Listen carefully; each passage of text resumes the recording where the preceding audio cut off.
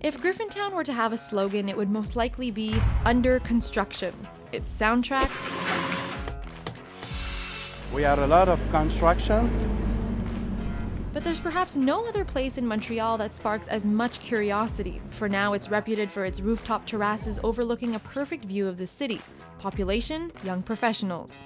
And I really see more, maybe between 30 and 40 young professionals with lots of cash.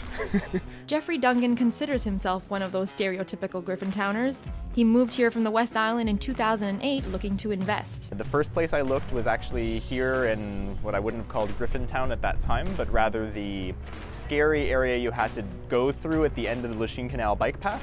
And when I came here, I was pleasantly surprised. He lives in one of the first Launay Phase developments, the original chocolate factory.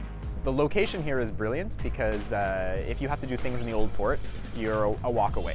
If you have to go downtown, you're just a little walk up the hill away. And then even if you have to get off island to go to the South Shore, you have two bridges that are minutes away. But before all this, Griffintown was not exactly a pleasant place to live.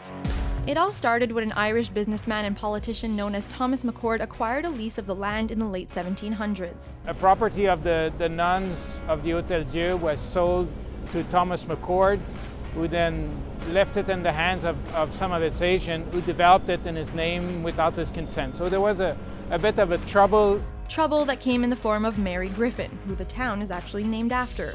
She illegally obtained the lease for the land and began building low-cost housing that brought a population of working-class immigrants.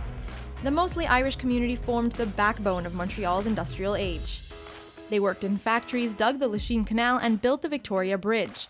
Living conditions were unsanitary, homes were prone to fires and floods, and in 1847 the typhus epidemic wiped out a majority of the population. And by the 1960s, the city decided Griffintown no longer had a future as a residential area. Many of the houses needed repair. Many of them were demolished to make way for industrial building. The population left. Today, its boundaries are the Bonaventure Expressway to the east, Georges Vanier Boulevard to the west, Notre Dame to the north, and Lachine Canal to the south. The opening of École de Technologie Supérieure revitalized the neighborhood. But challenges with urban planning created an awkward clash of heritage sites sitting along, if not taken over by, 20-story luxury condos, with a juxtaposition of old buildings being reinvented to accommodate the new generation of Griffs. This building was once a factory that burned coke to produce gas and light up the streets. Today, it's New City Gas, a popular nightclub. And here, the Horse Palace, one of the last stables in the city, is home to the calèche horses that roam the streets of Old Montreal. This former powerhouse was transformed into fine dining hotspot Le Richmond. We were amazed when we got in. It was in a pity mode, but we saw the potential of that location. That's 1800s. So all the steel beams, the wood ceilings. Now it looks like this.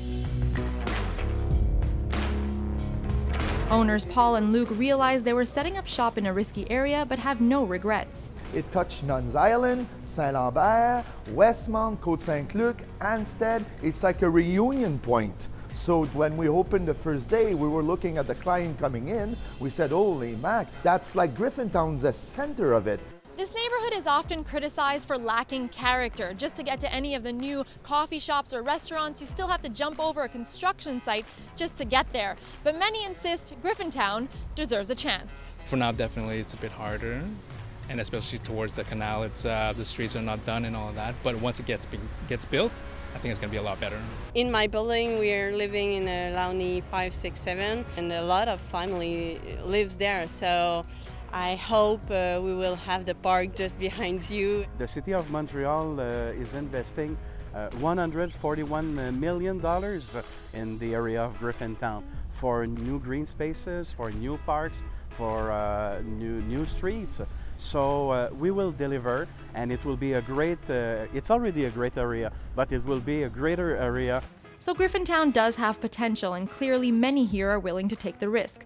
But Borough Mayor Benoit Doré admits he has his work cut out for him. So the big challenge for us is to maintain the quality of life of citizens who are already living here, while we are doing those works, like infrastructures or new parks and construction of new buildings here. Now it's just about playing the waiting game and having patience that Griffintown will soon be open for business. Its new, more optimistic slogan, up and coming. For BT in the City, I'm Alia Adam in Griffintown.